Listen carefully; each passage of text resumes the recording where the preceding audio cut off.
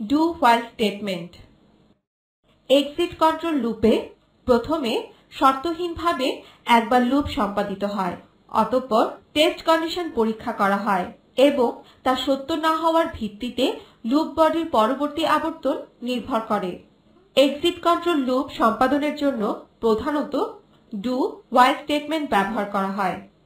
C বা C plus plus প্রোগ্রামে শর্ত সাপেক্ষে এক বা একাধিকবার কোনো স্টেটমেন্ট সম্পাদনের জন্য ডু স্টেটমেন্ট ব্যবহার করা হয়। ডু স্টেটমেন্ট হোয়াইল স্টেটমেন্টের সাহায্যে কাজ করতে পারে না।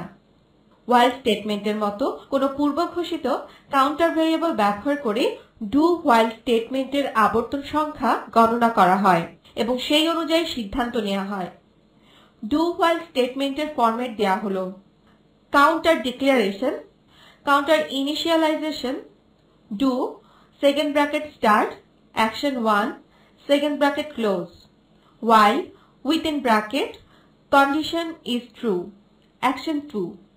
কাউন্টার ডিক্লারেশন অংশে উপযুক্ত ডেটা টাইপ সহ ইনডেক্স ভেরিয়েবল ঘোষণা করা হয় এবং কাউন্টার ইনিশিয়ালাইজেশন অংশে তার প্রারম্ভিক মান দেয়া হয়। কন্ডিশন অংশে ইনডেক্স ভেরিয়েবলের চূড়ান্ত মান কিংবা চূড়ান্ত মান নির্ধারণের শর্ত দেয়া হয়।